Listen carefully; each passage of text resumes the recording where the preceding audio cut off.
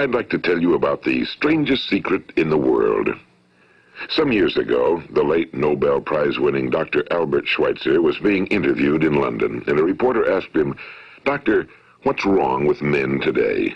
And the great doctor was silent a moment, and then he said, "Men simply don't think." It's about this that I want to talk with you. We live today in a golden age. This is an era that man has looked forward to, dreamed of, and worked toward for thousands of years. But since it's here, we pretty well take it for granted.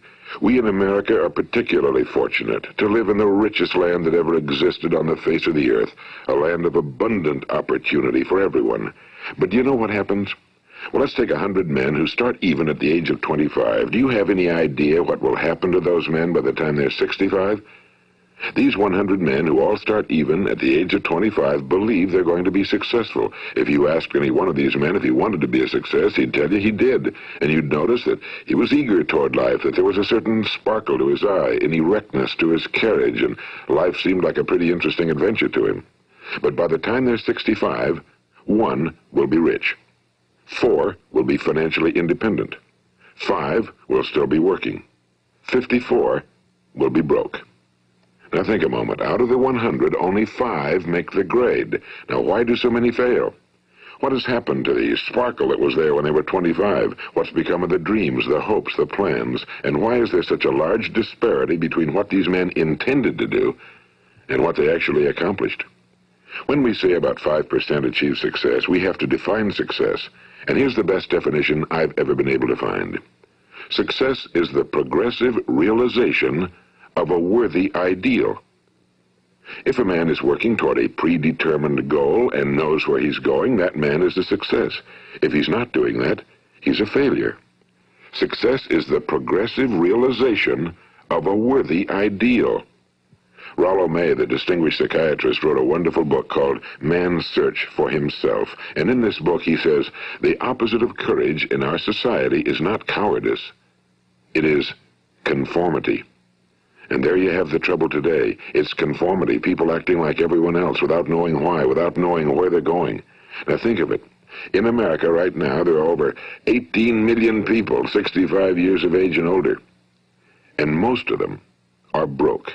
They're dependent on someone else for life's necessities. Now, we learn to read by the time we're 7. We learn to make a living by the time we're 25. Usually by that time, we're not only making a living, we're supporting a family. And yet by the time we're 65, we haven't learned how to become financially independent in the richest land that has ever been known. Why?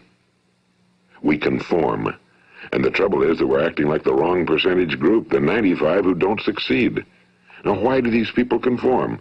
Well, they really don't know. These people believe that their lives are shaped by circumstances, by things that happen to them, by exterior forces. They're outer-directed people.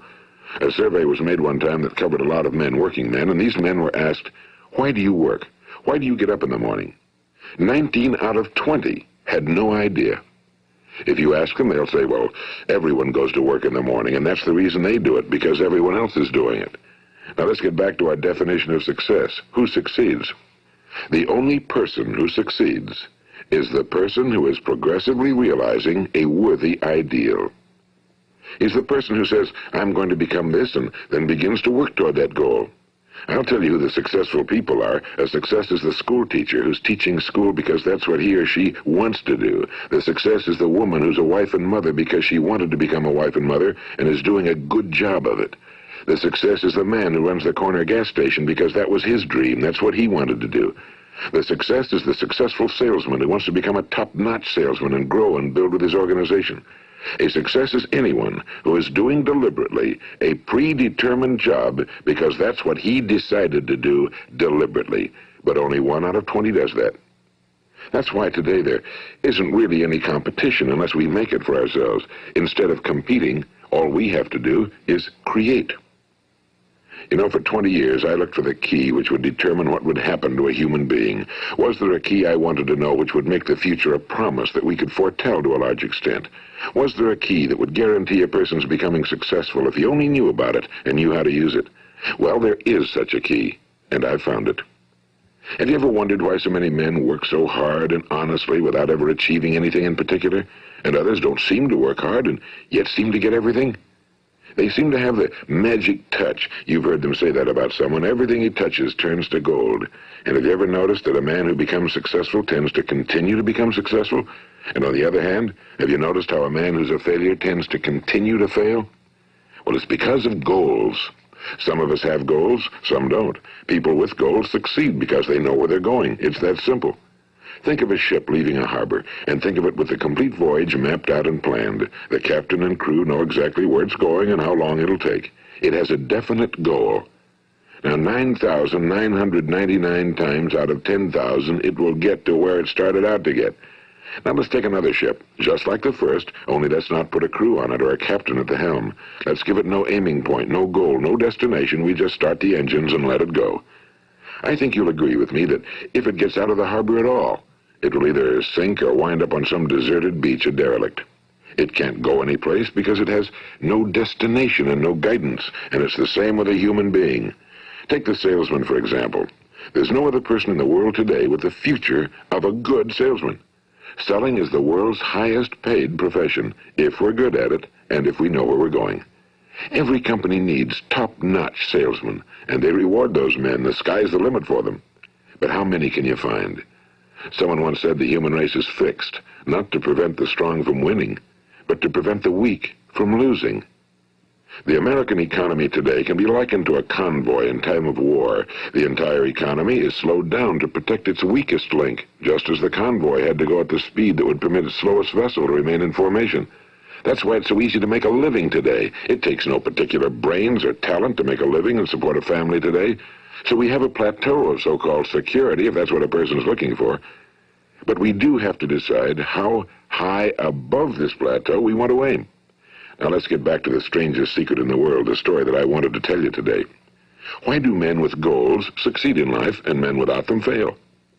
Well, let me tell you something which, if you really understand it, will alter your life immediately. If you understand completely what I'm going to tell you from this moment on, your life will never be the same again. You will suddenly find that good luck just seems to be attracted to you. The things you want just seem to fall in line, and from now on you won't have the problems, the worries, the gnawing lump of anxiety that perhaps you've experienced before. Doubt, fear, well, they'll be things of the past. Here's the key to success and the key to failure. We become what we think about. Now let me say that again. We become what we think about. Throughout all history, the great wise men and teachers, philosophers and prophets have disagreed with one another on many different things. It's only on this one point that they are in complete and unanimous agreement. Listen to what Marcus Aurelius, the great Roman emperor, said. A man's life is what his thoughts make of it. Disraeli said this. Everything comes if a man will only wait. I've brought myself by long meditation to the conviction that a human being with a settled purpose must accomplish it, and that nothing can resist a will that will stake even existence for its fulfillment. Ralph Waldo Emerson said this, a man is what he thinks about all day long. William James said, the greatest discovery of my generation is that human beings can alter their lives by altering their attitudes of mind. And he also said, we need only in cold blood act as if the thing in question were real, and it will become infallibly real by growing into such a connection with our life that it will become real. It will become so knit with habit and emotion that our interest in it will be those which characterize belief.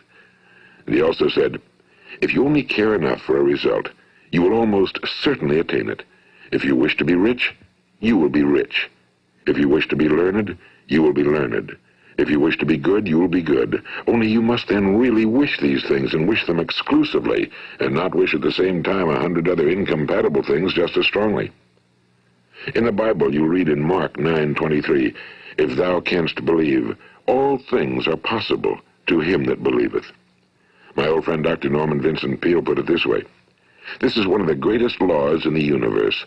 Fervently do I wish I had discovered it as a very young man. It dawned upon me much later in life, and I found it to be one of the greatest, if not my greatest discovery outside of my relationship to God. The great law, briefly and simply stated, is that if you think in negative terms, you will get negative results. If you think in positive terms, you will achieve positive results. That is the simple fact, he went on to say, which is at the basis of an astonishing law of prosperity and success. In 3 words, believe and succeed. William Shakespeare put it this way: our doubts are traitors and make us lose the good we oft might win by fearing to attempt. George Bernard Shaw said, people are always blaming their circumstances for what they are. I don't believe in circumstances. The people who get on in this world are the people who get up and look for the circumstances they want, and if they can't find them, make them. Well, it's pretty apparent, isn't it? And every person who discovered this for a while believed that he was the first one to work it out. We become what we think about. Now, it stands to reason that a person who's thinking about a concrete and worthwhile goal is going to reach it, because that's what he's thinking about, and we become what we think about. Conversely, the man who has no goal, who doesn't know where he's going, and whose thoughts must therefore be thoughts of confusion and anxiety and fear and worry, becomes what he thinks about. His life becomes one of frustration and fear and anxiety and worry. And if he thinks about nothing, he becomes nothing. Now, how does it work? Why do we become what we think about? Well, I'll tell you how it works as far as we know. Now, to do this, I want to tell you about a situation that parallels the human mind. Suppose a farmer has some land, and it's good fertile land. Now, the land gives the farmer a choice. He may plant in that land whatever he chooses. The land doesn't care. It's up to the farmer to make the decision. Now, remember, we're comparing the human mind with the land because the mind, like the land, doesn't care what you plant in it. It will return what you plant, but it doesn't care what you plant. Now, let's say that the farmer has 2 seeds in his hand. One is a seed of corn. The other is nightshade, a deadly poison. He digs 2 little holes in the earth, and he plants both seeds, one corn, the other nightshade. He covers up the holes, waters, and takes care of the land, and what will happen? Invariably, the land will return what's planted. As it's written in the Bible, as ye sow, so shall ye reap. Now remember, the land doesn't care. It'll return poison in just as wonderful abundance as it will corn. So up come the 2 plants, one corn, one poison. Now, the human mind is far more fertile, far more incredible and mysterious than the land, but it works the same way. It doesn't care what we plant. Success, failure. A concrete, worthwhile goal, or confusion. Misunderstanding, fear, anxiety, and so on. But what we plant, it must return to us. You see, the human mind is the last great unexplored continent on Earth. It contains riches beyond our wildest dreams. It will return anything we want to plant. Now, you might say, well, if that's true, why don't people use their minds more? Well, I think they figured out an answer to that one, too. Our mind comes as standard equipment at birth. It's free, and things that are given to us for nothing we place little value on. Things that we pay money for, we value. The paradox is that exactly the reverse is true. Everything that's really worthwhile in life came to us free. Our minds, our souls, our bodies, our hopes, our dreams, our ambitions, our intelligence, our love of family and children and friends and country, all these priceless possessions are free. But the things that cost us money are actually very cheap and can be replaced at any time. A good man can be completely wiped out and make another fortune. He can do that several times. Even if our home burns down, we can rebuild it. But the things we got for nothing, we can never replace. The human mind isn't used because we take it for granted. Familiarity breeds contempt. It can do any kind of job we assign to it, but generally speaking, we use it for little jobs instead of big, important ones. Universities have proved that most of us are operating on about 10% or less of our abilities. So decide now, what is it you want? Plant your goal in your mind. It's the most important decision you'll ever make in your entire life. What is it you want? Do you want to be an outstanding salesman? A better worker at your particular job? Do you want to go places in your company, in your community? Do you want to get rich? All you've got to do is plant that seed in your mind, care for it, work steadily toward your goal, and it will become a reality. It not only will, there's no way that it cannot. You see, that's a law, like the laws of Sir Isaac Newton, the laws of gravity. If you get on top of a building and jump off, you'll always go down, you'll never go up, and it's the same with all the other laws of nature. They always work. They're inflexible. Think about your goal in a relaxed, positive way. Picture yourself in your mind's eye as having already achieved this goal. See yourself doing the things you will be doing when you've reached your goal. Ours has been called the phenobarbital age of ulcers and nervous breakdowns and tranquilizers. At a time when medical research has raised us to a new plateau of good health and longevity, far too many of us worry ourselves into an early grave trying to cope with things in our own little personal ways without learning a few great laws that will take care of everything for us. These things we bring on ourselves through our habitual way of thinking. Every one of us is the sum total of his own thoughts. He is where he is because that's exactly where he really wants to be, whether he'll admit that or not. Each of us must live off the fruit of his thoughts in the future, because what you think today and tomorrow, next month and next year, will mold your life and determine your future. You're guided by your mind. I remember one time I was driving through eastern Arizona, and I saw one of those giant earth-moving machines roaring along the road at about 35 miles an hour with what looked like 30 tons of dirt in it, a tremendous, incredible machine, and there was a little man perched way up on top with the wheel in his hands guiding it. And as I drove along, I was struck by the similarity of that machine to the human mind. Just suppose you're sitting at the controls of such a vast source of energy. Are you going to sit back and fold your arms and let it run itself into a ditch? Or are you going to keep both hands firmly on the wheel and control and direct this power to a specific, worthwhile purpose? It's up to you. You're in the driver's seat.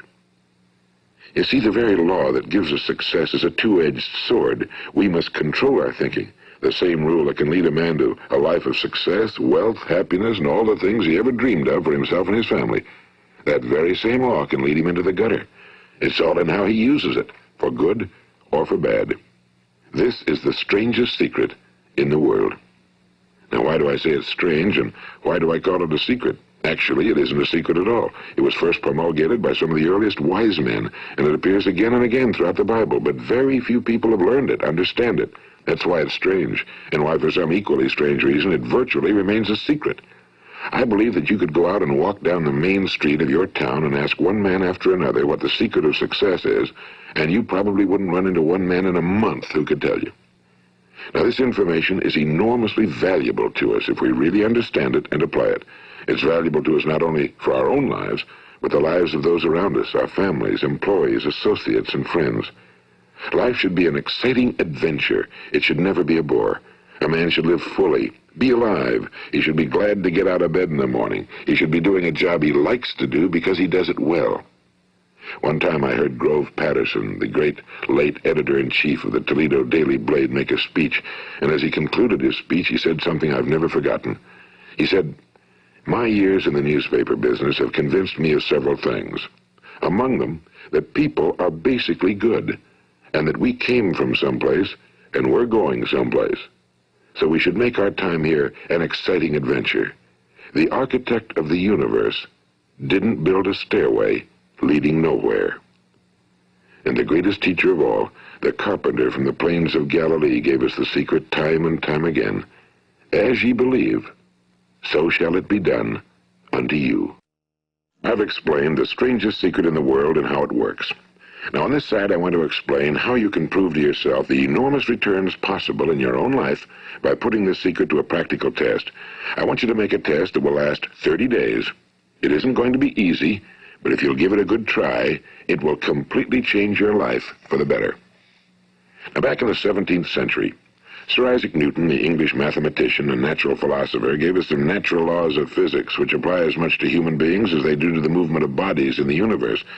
And one of these laws is that for every action, there is an equal and opposite reaction. Simply stated, as it applies to you and me, it means we can achieve nothing without paying the price. The results of your 30-day experiment will be in direct proportion to the effort you put forth. To be a doctor, you must pay the price of long years of difficult study. To be successful in selling, and remember that each of us succeeds to the extent of his ability to sell. Selling our families on our ideas, selling education in schools, selling our children on the advantages of living a good and honest life, selling our associates and employees on the importance of being exceptional people. To, of course, the profession of selling itself. But to be successful in selling our way to the good life, we must be willing to pay the price. Now, what is that price? Well, it's many things. First, it's understanding emotionally, as well as intellectually, that we literally become what we think about, that we must control our thoughts if we're to control our lives. It's understanding fully that as ye sow, so shall ye reap. Second, it's cutting away all fetters from the mind and permitting it to soar as it was divinely designed to do. It's the realization that your limitations are self-imposed and that the opportunities for you today are enormous beyond belief. It's rising above narrow-minded pettiness and prejudice. And third, it's using all your courage to force yourself to think positively on your own problem, to set a definite and clearly defined goal for yourself, to let your marvelous mind think about your goal from all possible angles, to let your imagination speculate freely upon many different possible solutions, to refuse to believe that there are any circumstances sufficiently strong to defeat you in the accomplishment of your purpose, to act promptly and decisively when your course is clear, and to keep constantly aware of the fact that you are at this moment standing in the middle of your own acres of diamonds, as Russell Conwell used to point out. And fourth, save at least 10% of every dollar you earn.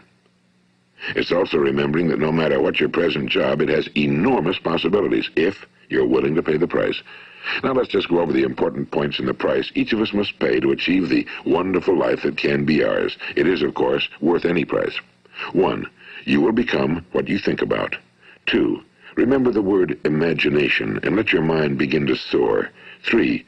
Courage. Concentrate on your goal every day. 4. Save 10% of what you earn. And 5. Action. Ideas are worthless unless we act on them.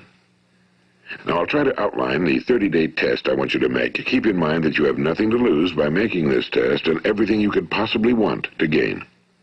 There are two things that may be said of everyone. Each of us wants something, and each of us is afraid of something. I want you to write on a card what it is you want more than anything else. It may be more money. Perhaps you'd like to double your income or make a specific amount of money. It may be a beautiful home. It may be success at your job. It may be a particular position in life. It could be a more harmonious family. Each of us wants something. Now write down on your card specifically what it is you want. Make sure it's a single goal and clearly defined. You needn't show it to anyone, but carry it with you so that you can look at it several times a day. Think about it in a cheerful, relaxed, positive way each morning when you get up, and immediately you have something to work for, something to get out of bed for, something to live for. Look at it every chance you get during the day and just before going to bed at night. And as you look at it, remember that you must become what you think about, and since you're thinking about your goal, you realize that soon it will be yours. In fact, it's yours really the moment you write it down and begin to think about it. Look at the abundance all around you as you go about your daily business. You have as much right to this abundance as any other living creature. It's yours for the asking.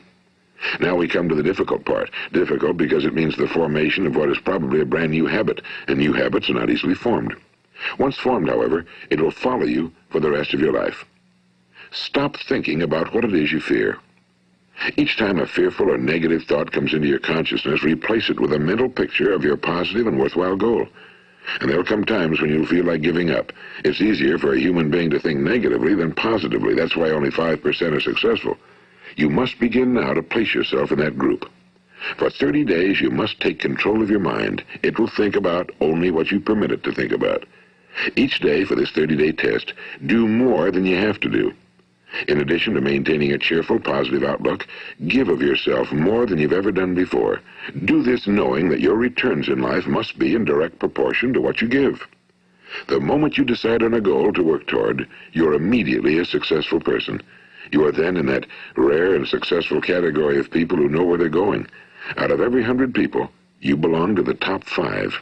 Don't concern yourself too much with how you're going to achieve your goal. Leave that completely to a power greater than yourself. All you have to do is know where you're going. The answers will come to you of their own accord and at the right time.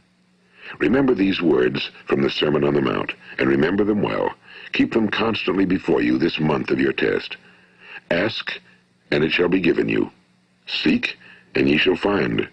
Knock, and it shall be opened unto you. For every one that asketh receiveth, and he that seeketh findeth, and to him that knocketh it shall be opened. It's as marvelous and as simple as that. In fact, it's so simple that in our seemingly complicated world, it's difficult for an adult to understand that all he needs is a purpose and faith. For 30 days, do your very best. If you're a salesman, go at it as you've never done before, not in a hectic fashion, but with the calm, cheerful assurance that time well spent will give you the abundance in return you deserve and want. If you're a homemaker, devote your 30-day test to completely giving of yourself without thinking about receiving anything in return, and you'll be amazed at the difference it makes in your life. No matter what your job, do it as you've never done it before for 30 days. And if you've kept your goal before you every day, you'll wonder and marvel at this new life you've found. Dorothea Brand, the outstanding editor and writer, discovered it for herself and tells about it in her fine book, Wake Up and Live. Her entire philosophy is reduced to the words, act as though it were impossible to fail. She made her own test with sincerity and faith, and her entire life was changed to one of overwhelming success. Now, you make your test for 30 full days. Don't start your test until you've made up your mind to stick with it. You see, by being persistent, you're demonstrating faith. Persistence is simply another word for faith. If you didn't have faith, you'd never persist. If you should fail during your first 30 days, by that I mean suddenly find yourself overwhelmed by negative thoughts, you've got to start over again from that point and go 30 more days. Gradually, your new habit will form until you find yourself one of that wonderful minority to whom virtually nothing is impossible. And don't forget the card. It's vitally important as you begin this new way of living. On one side of the card, write your goal, whatever it may be. On the other side, write the words we've quoted from the Sermon on the Mount. Ask, and it shall be given you. Seek, and ye shall find. Knock, and it shall be opened unto you. Nothing great was ever accomplished without inspiration. See that during these crucial first 30 days, your own inspiration is kept at a peak. And above all, don't worry.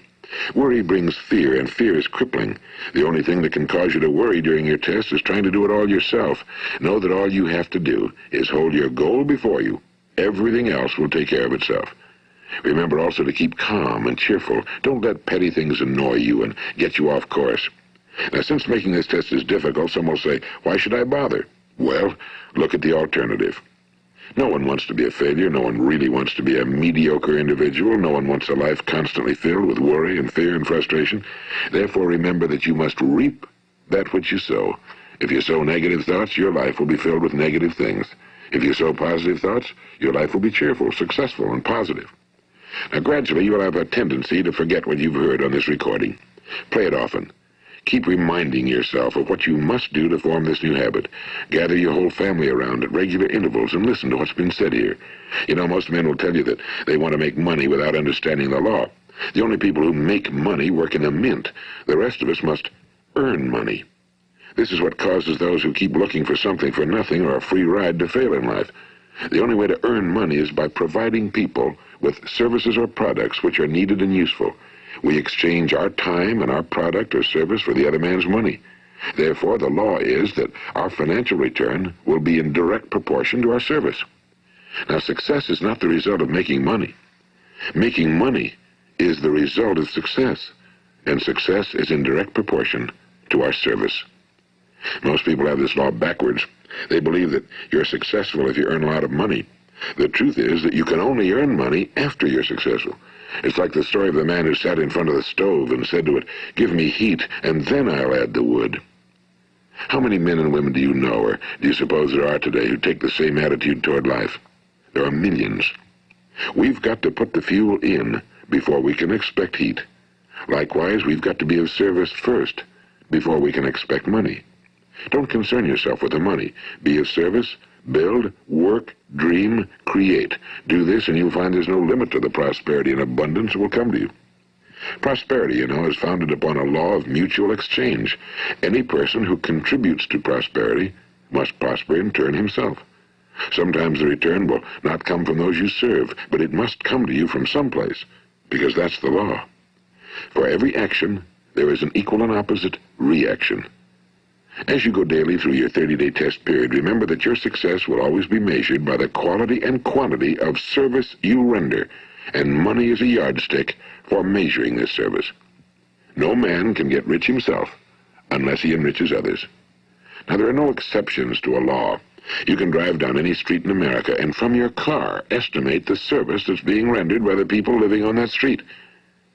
Had you ever thought of this yardstick before? It's interesting. Some, like ministers and priests and other devoted people, measure their returns in the realm of the spiritual, but again, their returns are equal to their service. Once this law is fully understood, any thinking person can tell his own fortune. If he wants more, he must be of more service to those from whom he receives his return.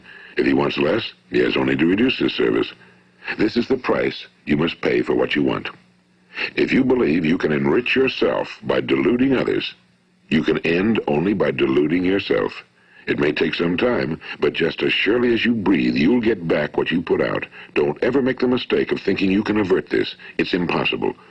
The prisons and the streets where the lonely walk are filled with people who tried to make new laws just for themselves. We may avoid the laws of man for a while, but there are greater laws that cannot be broken. An outstanding medical doctor recently pointed out 6 steps that will help you realize success. 1. Set yourself a definite goal. 2. Quit running yourself down. 3. Stop thinking of all the reasons why you cannot be successful and instead think of all the reasons why you can. 4. Trace your attitudes back through your childhood and try to discover where you first got the idea you couldn't be successful, if that's the way you've been thinking. 5. Change the image you have of yourself by writing out a description of the person you would like to be. And 6. Act the part of the successful person you have decided to become. The doctor who wrote those words is a noted West Coast psychiatrist, Dr. David Harold Fink. Do what the experts since the dawn of recorded history have told you must do. Pay the price by becoming the person you want to become. It's not nearly as difficult as living unsuccessfully. Make your 30-day test, then repeat it again, and each time it will become more a part of you until you'll wonder how you could ever have lived any other way. Live this new way and the floodgates of abundance will open and pour over you more riches than you may have dreamed existed. Money? Yes, lots of it. But what's more important, you'll have peace. You'll be in that wonderful minority who lead calm, cheerful, successful lives. Start today. You have nothing to lose, but you have a whole life to win. This is Earl Nightingale, and thank you.